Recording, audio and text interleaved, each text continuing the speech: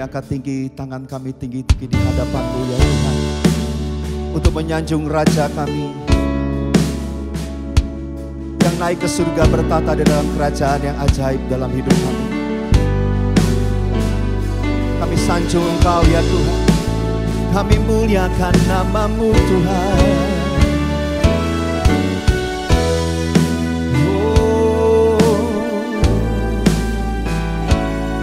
Sama-sama di hadapan Tuhan. Sanjung Kau di tempat ini, sebab Engkau Imam besar agung. Ku sanjung Kau lebih dari yang lain. Kami datang Tuhan, dan ku datang menyembah-Mu Tuhan.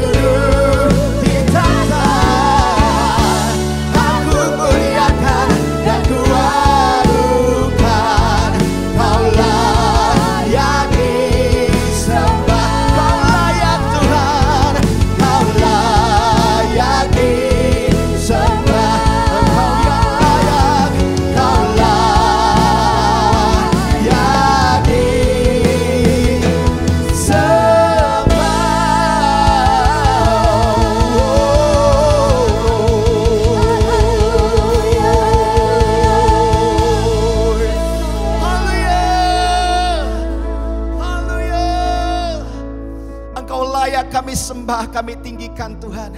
Kami percaya waktu Roh-Mu tercurah, kami akan bangkit menyerukan nama Tuhan Yesus. Nama yang teguh, nama di atas segala nama. Yang percaya, mari berikan tepuk tangan buat Tuhan Yesus. Katakan, wuuu, haleluya. Thank you Lord. Setiap keluarga demi keluarga akan bangkit di hadapan Tuhan. Sebab Roh Allah ada atasmu. Come on. Yeah, yeah. Come on, come on, come on. Oh, oh, oh, oh, oh. Oh. Sama-sama. Bangkit, serukan nama Yesus. Mari maju saudara. Maju, nyatakan kuasanya. Dalam nama Tuhan Yesus kita buat iblis gemetar, kalahkan tipu dayanya dengan kuasa namanya. Nama Yesus benar yang kuat.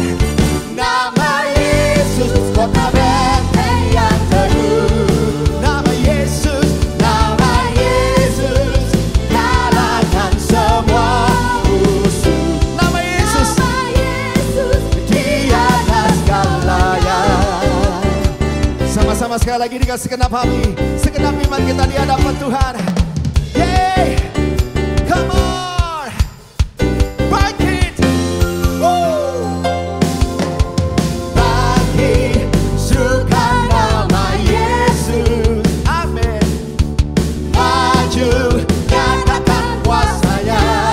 Kita buat iblis gemetar sama-sama. Kita buat iblis gemetar. Amin. Nyalakan tipu dayanya dengan kuasa namanya. Yeah, yeah. Nama Yesus benar yang kuat. Nama Yesus kota benteng yang teguh. Oh, nama Yesus kalahkan semua musuh. Nama Yesus. Sekali lagi dengan segenap hatimu. Mari keluarga demi keluarga katakan, nama Yesus benar yang kuat. Kami kuat bersamamu. Kota benteng yang teguh. Nama Yesus Tuhan. Nama Yesus kalahkan semua musuh. Nama Yesus di atas. Nama Yesus di atas segala-galanya. Nama Yesus di atas segalanya. Thank you Lord. Nama Yesus di atas segalanya. Kami percaya Tuhan. Oh, api kemuliaan-Nya tercurah dari surga. Yes, penuhi kami semua. Bangkitlah gereja-Nya. Api kemuliaan-Nya tercurah dari surga. Beritakan pada dunia bahwa Yesus, api kemuliaan-Nya, api kemuliaan-Nya tercurah dari surga. Penuhi kami semua. Bangkitlah gereja-Nya. Api kemuliaan-Nya tercurah dari surga. Beritakan pada bahwa Yesuslah Raja. Yesuslah Raja. Segala Raja. Segala Raja. Sama-sama katakan, segala Raja. Haleluya. Jesus.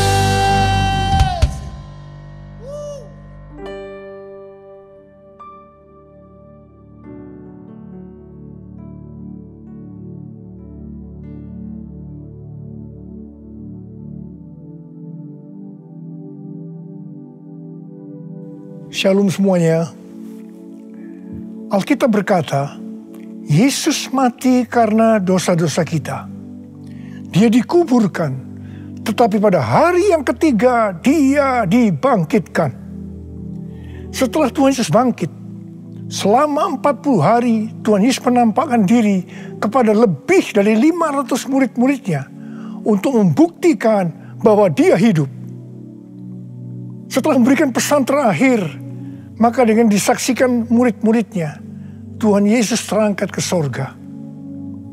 Saya percaya kalau kita berada di sana waktu itu, kita pasti akan sama dengan murid-murid Tuhan Yesus yang melihat bahwa Tuhan Yesus bertambah tinggi. Ketika mereka melihat ke bawah, ternyata kaki Tuhan Yesus sudah tidak menyentuh tanah lagi.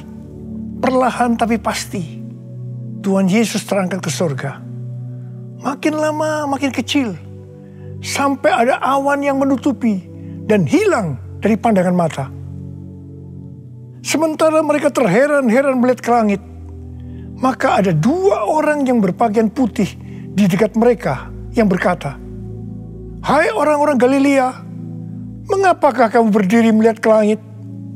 Yesus ini yang terangkat ke sorga meninggalkan kamu, akan datang kembali dengan cara yang sama seperti kamu melihat dia naik ke sorga." Dari ayat ini saya percaya kalau yang melihat Tuhan Yesus naik ke sorga adalah murid-murid Tuhan Yesus, maka yang akan melihat Tuhan Yesus turun dari sorga menjemput gerejanya adalah murid-murid Tuhan Yesus. Tuhan Yesus berkata dalam Yohanes 14 ayat 1-3, "Janganlah gelisah hatimu, percayalah kepada Allah, percayalah juga kepadaku. Di rumah Bapa-Ku banyak tempat tinggal. Jika tidak demikian, tentu aku mengatakannya kepadamu. Sebab aku pergi ke situ untuk menyediakan tempat bagimu. Dan apabila aku telah pergi ke situ dan telah menyediakan tempat bagimu, aku akan datang kembali dan membawa kamu ke tempatku, supaya di tempat di mana aku berada, kamu pun berada." Pesan Tuhan Yesus ini ditujukan untuk murid-muridnya. Karena itu, kalau kita mau ikut dalam pengangkatan, maka kita harus menjadi murid Tuhan Yesus. Murid Tuhan Yesus adalah kita-kita yang hidupnya sama seperti Kristus telah hidup. Karena kita hidup sama seperti Kristus telah hidup, maka kita akan menjadi serupa dengan gambarnya.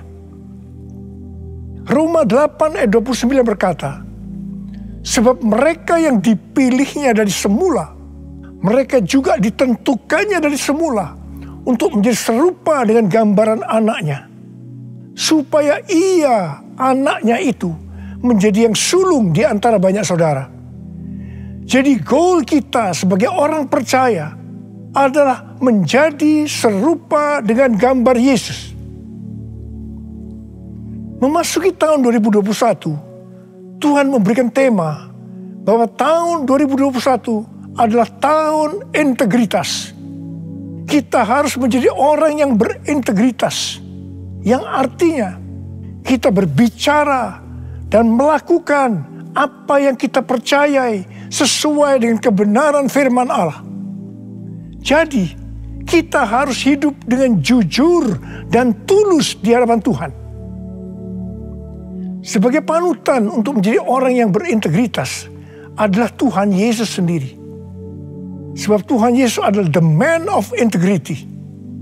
Menjadi murid Tuhan Yesus adalah menjadi orang yang berintegritas.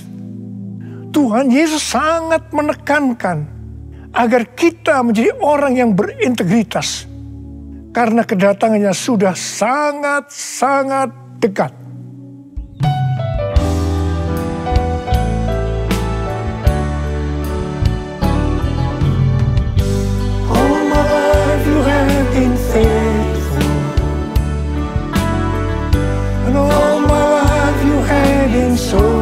So good, with every breath that I am able, I will sing of the goodness of God. All my life you have been faithful, and all my life you have been so, so good. That every breath that I am able, I will sing of the goodness of God. I will sing of the goodness of God. I will sing of the goodness of God.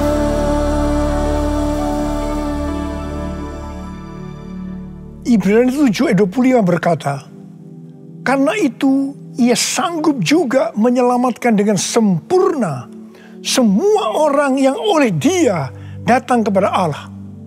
Sebab ia hidup senantiasa untuk menjadi pengantara mereka. Tuhan Yesus di sorga menjadi pengantara kita. Artinya, sebagai pendoa syafaat bagi kita, supaya kita selamat secara sempurna. Kalau kita berbicara tentang keselamatan, maka ada 3 hal yang harus diperhatikan. Yang pertama, keselamatan bisa hilang. Yang kedua, hampir-hampir tidak diselamatkan. Yang ketiga, selamat dengan sempurna. Orang yang sudah percaya bisa kehilangan keselamatan.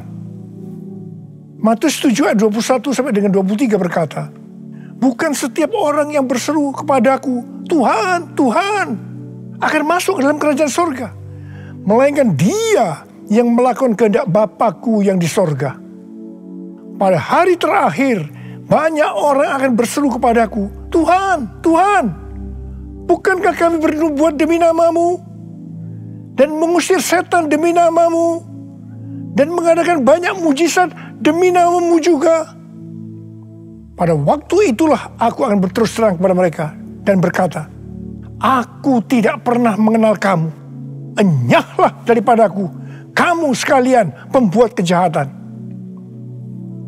Ini merupakan peringatan bagi hamba-hamba Tuhan yang sedang dipakai oleh Tuhan, agar pelayanan yang diberikan oleh Tuhan itu semata-mata hanya untuk menyatakan kemuliaannya, bukan untuk kemuliaan diri sendiri, bukan untuk mencari keuntungan pribadi, bukan untuk popularitas, di mana ini semua bisa mengakibatkan hilangnya keselamatan. Contoh seorang murid yang kehilangan keselamatan adalah Yudas. Yudas mengikut Yesus begitu lama, bahkan dicatat dalam Lukas 9 ayat 1 sampai dengan 6, ia bersama murid-muridnya yang lain pernah melakukan berbagai mujizat dan pelayanan kesembuhan. Namun, ia akhirnya memilih meninggalkan Tuhan. Maka hilanglah keselamatannya. Mengenai hampir-hampir tidak diselamatkan, 1 Korintus 3 ayat 10 sampai dengan 15 berkata, bahwa kita membangun hidup kita ini dengan dasar Yesus Kristus. Pertanyaannya, bahan apa yang kita gunakan untuk membangun kehidupan kita ini? Apakah dengan bahan emas, perak, batu permata, ataukah dengan bahan kayu, rumput kering, atau jerami? Semua ini akan nampak pada hari Tuhan saat pekerjaan kita diuji dengan api.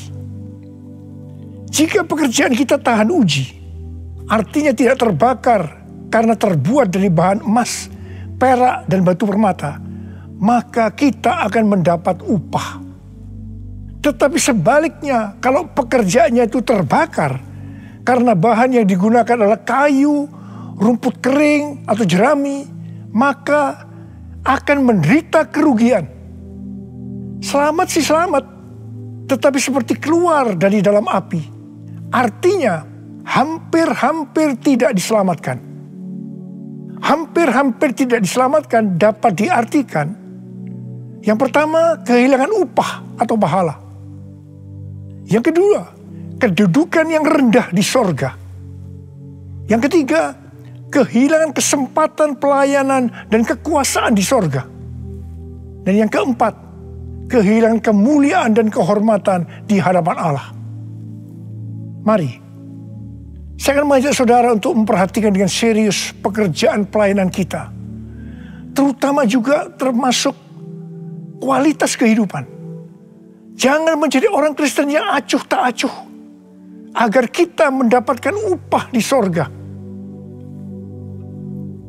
Tuhan Yesus berada di sorga untuk mendoakan kita agar mendapat keselamatan yang sempurna. Bukan untuk kehilangan keselamatan. Atau bukan hampir-hampir tidak diselamatkan.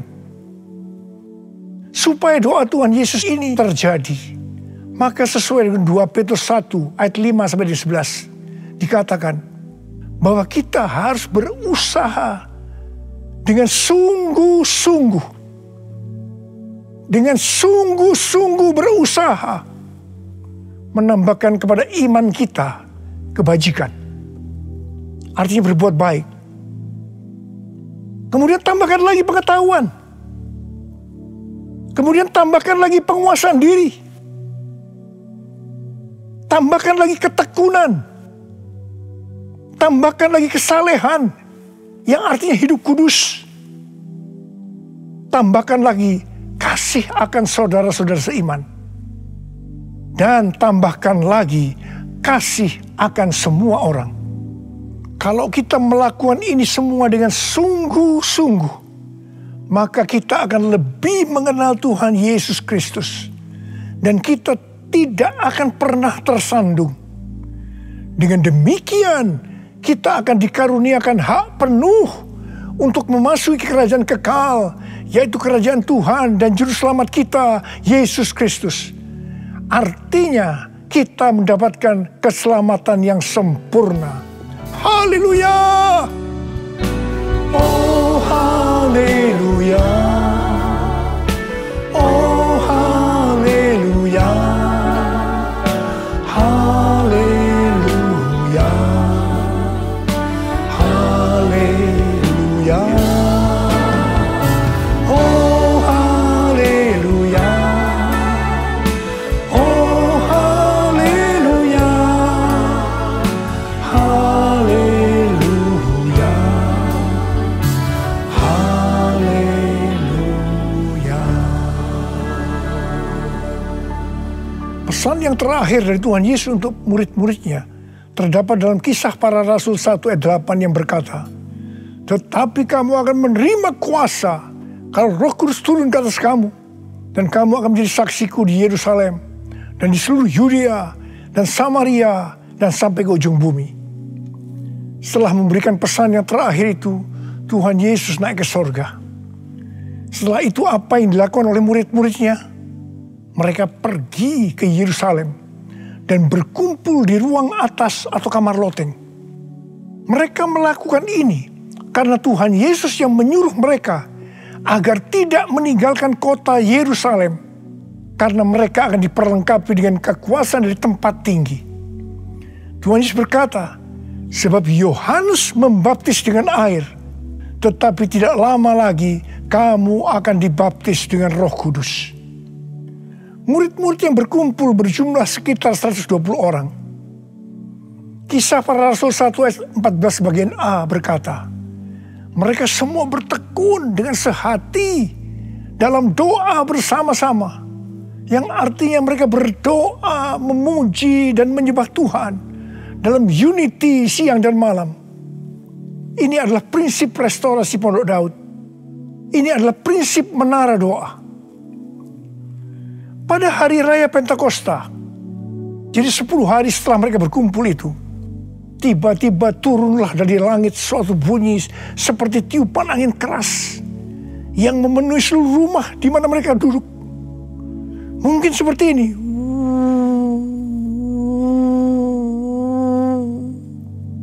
Dan tampaklah kepada mereka lidah-lidah seperti nyala api yang bertebaran dan hinggap pada mereka masing-masing.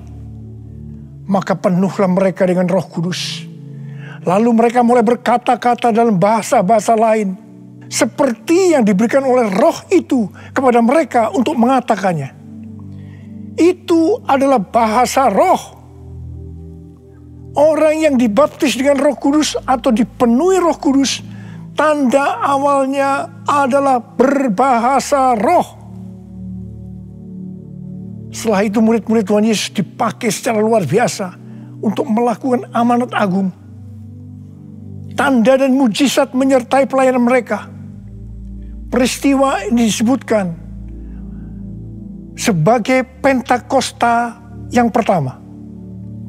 Pentakosta yang pertama ini dahsyat.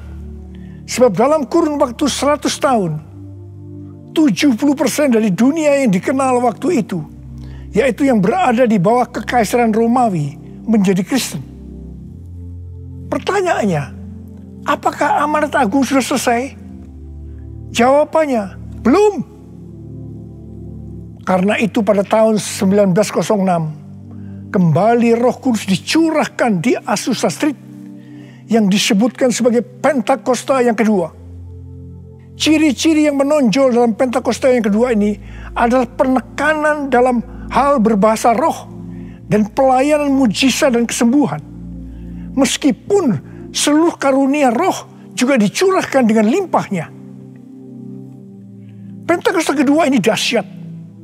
Sebab menurut Gordon Conwell Theological Seminary, bahwa 77,9% dari kekristenan yang ada pada saat ini dimulai dari awal abad ke-20. Ini berarti dimulai dari era peristiwa pencurahan Roh Kudus di Azusa Street atau Pentakosta yang kedua. Pertanyaannya, apakah amanat agung sudah selesai? Jawabannya, belum. Hari-hari ini, pencurahan Roh Kudus yang jauh lebih dahsyat dibanding dengan Azusa Street sedang terjadi. Ini disebutkan sebagai Pentakosta yang ketiga. Seperti yang terjadi pada Pentakosta pertama dan Pentakosta yang kedua. Maka berbahasa roh dan pelayanan kesembuhan juga terlihat begitu intens. Saya percaya dengan Pentakosta ketiga ini, amanat agung Tuhan Yesus akan selesai. Dan Tuhan Yesus akan datang kembali.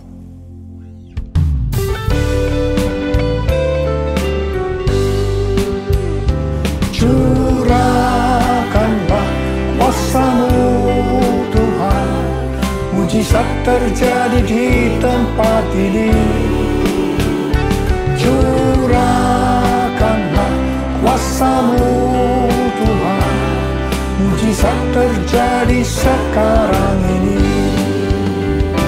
Curahkanlah kuasa-Mu Tuhan, mujizat terjadi di tempat ini. Curahkanlah kuasa-Mu Tuhan, mujizat terjadi sekarang ini. Mujizat terjadi sekarang ini. Mujizat terjadi sekarang ini.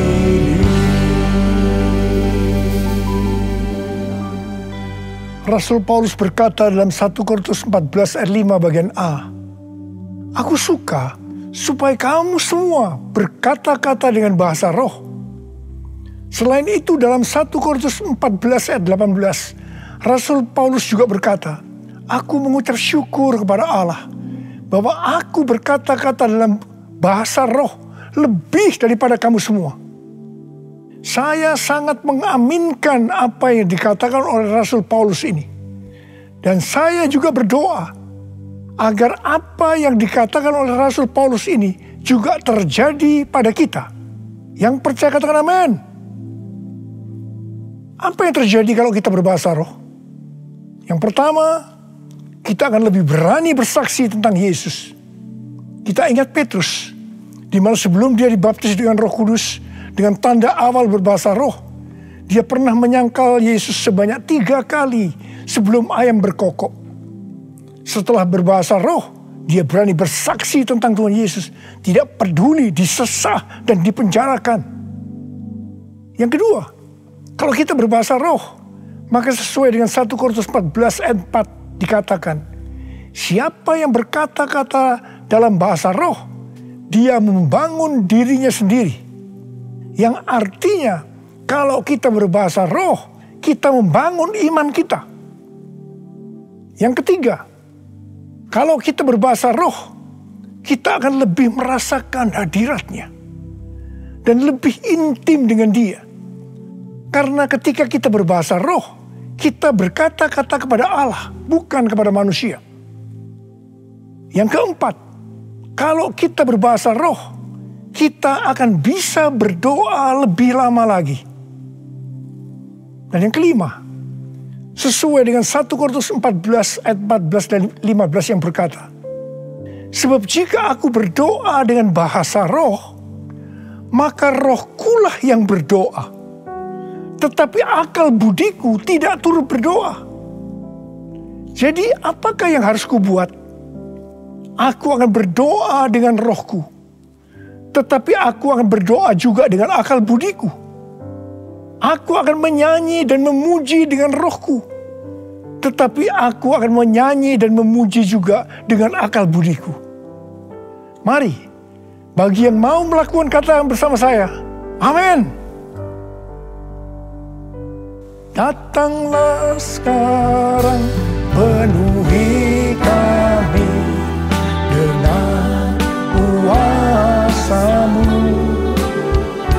Urapi kami sekarang ini dengan api Roh-Mu. Roh Kudus, ini hamba-Mu. Roh Kudus, penuhi hamba-Mu. Saya berdoa buat saudara. Ada berapa banyak di antara saudara yang rindu untuk dipenuhi dengan Roh Kudus hari ini? Ada berapa banyak yang rindu untuk dibaptis dengan Roh Kudus, dengan tanda awal berbahasa roh? Saya boleh angkat tangan. Katakan bersama saya sekali lagi. Anointing, fall on me. Anointing, fall on me. Let the power of the Holy Spirit fall on me. Anointing fall on me. Angkat tangan saudara. Curahkan Tuhan Roh-Mu Tuhan. Curahkan Roh-Mu ya Tuhan. Penuhi kami semua dengan Roh-Mu ya Tuhan. Baptis anak-anak-Mu dengan Roh-Mu. Dengan tanda awal berbahasa roh. Terima. Ora la masyikara la bala. Ora la mulai berbahasa roh. Serius mulai dapat berbahasa roh. Ora la bala. Ora la bala. Oh dia la bala. Ora la bala. Anointing, fall on me. Anointing, fall on me. Let the power of the Holy Spirit fall on me. Anointing, fall on me. Oh, terima kasih Tuhan. Terima kasih ya Tuhan. Terima kasih ya Tuhan. Terima kasih. Oh, terima kasih ya Tuhan. Terima kasih ya Tuhan. Oh, terima kasih. Oh, terima kasih. Ora bara. Terima kasih Abba. Terima kasih Abba. Engkau sudah memenuhi anak-anak-Mu dengan Roh-Mu. Engkau membaptis mereka dengan Roh Kudus. Mereka dengan tanda awal berbahasa roh. Oh ya Tuhan, terima kasih buat kebaikan Tuhan. Terima kasih. Pakai kami semua menjadi alat untuk menyelesaikan amanat agung Tuhan Yesus. Pakai Tuhan, pakai kami semua. Terima kasih. Dalam nama Yesus. Amin. Mari saudara-saudara, kita akan masuk dalam perjamuan kudus. Kita akan mengingat ayat ini. Sebab setiap kali kamu makan roti ini dan minum cawan ini, kamu memberitakan kematian Tuhan sampai Ia datang. Perjamuan kudus adalah perjamuan Tuhan Yesus sendiri. Setiap kali kita masuk dalam perjamuan kudus, Tuhan Yesus selalu mengingatkan kita, biarlah ini menjadi peringatan akan daku. Biarlah ini menjadi peringatan akan daku. Karena itu, mari arahkan hati kita kepada kebaikan Tuhan. Kita akan mengingat kebaikan Tuhan. Supaya kita lebih mengasihi Tuhan Yesus. Kita lebih mengasihi satu dengan yang lain. Mari tundukkan kepala. Tuhan, siapakah kami sebelum kami mengenal Engkau? Kami semua orang berdosa. Upah dosa adalah maut, mati. Tapi Engkau yang tidak berdosa telah dijadikan dosa oleh karena kami. Engkau harus turun dari surga mulia, mati ganti kami dengan penderitaan yang luar biasa. Oh Tuhan, itu Engkau ya Aba. Engkau ya Aba. Itu Engkau ya Aba. Engkau jadikan kami sebagai anak-anak-Mu. Engkau tuntun kami, Engkau bela, Engkau berkati, Engkau lindungi kami. Engkau tegur juga kalau kami salah. Itu Engkau ya Aba. Itu Engkau.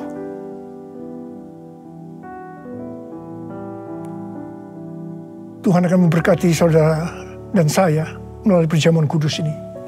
Tapi Tuhan mau kita makan dan minum dengan cara yang benar. Karena itu masing-masing sekarang berdoa. Introspeksi. Lihat keadaan diri masing-masing. Jangan menyimpan dosa. Kalau ada dosa yang selama ini belum diselesaikan, mari sebelum kita masuk makan dan minum perjamuan kudus, minta ampun. Minta ampun. Minta ampun. Ampuni saya Tuhan. Katakan ampuni saya Tuhan. Ampuni saya. Ampuni. Ya Tuhan, Kau lihat anak-anak-Mu Tuhan. Mereka sedang menyelesaikan dengan Engkau. Mereka sedang minta ampun. Ampuni mereka ya Aba. Ampuni mereka.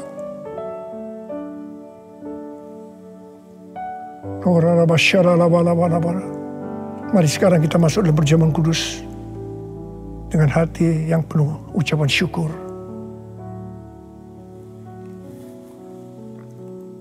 Sekarang mari angkat roti di tangan kanan kita tinggi-tinggi. Sebab apa yang telah kuteruskan kepadamu telah aku terima dari Tuhan. Yaitu bahwa Tuhan Yesus pada malam waktu ia diserahkan mengambil roti. Dan sesudah itu ia mengucap syukur atasnya. Ia memecah-mecahkan dan berkata, inilah tubuhku yang diserahkan bagi kamu. Perbuatlah ini menjadi peringatan akan aku.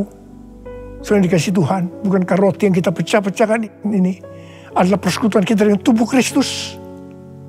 Mari kita makan dalam nama Yesus.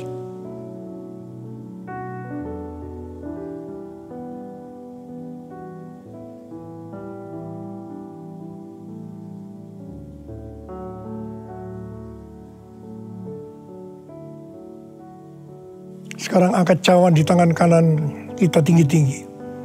Demikian juga yang mengambil cawan sudah makan lalu berkata, cawan ini adalah perjanjian baru yang dimeteraikan oleh darahku.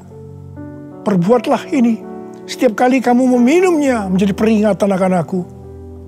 Selain dikasih Tuhan, bukankah cawan pengucapan syukur yang atasnya kita ucapkan syukur adalah persekutuan kita dengan darah Yesus? Mari kita minum dalam nama Yesus.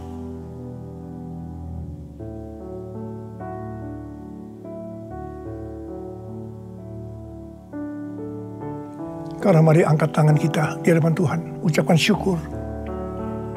Dengan suara, jangan diam. Katakan Tuhan, terima kasih ya Tuhan. Terima kasih ya Tuhan, terima kasih. Kami bersyukur padamu ya Tuhan. Oh rala bakana maya rala bala bala bala bala. Oh terima kasih, terima kasih. Oh Tuhan, terima kasih, Engkau baik. Engkau baik ya Tuhan, Engkau baik ya Tuhan. Engkau baik. Mari kita katakan bersama, Tuhan Yesus. Tuhan Yesus, Engkau baik. Terima kasih buat kebaikan-Mu ya Tuhan. Terima kasih buat kebaikan-Mu. Oh Jesus. All my life you have been faithful. And all my life you have been so good. With every breath that I am able, I will sing all the good goodness of God. All my life you have been faithful, and all my life you have been so, so good. With every breath that I am able, I will sing of the goodness of God. I will sing of the goodness of God. I will sing of the goodness of God.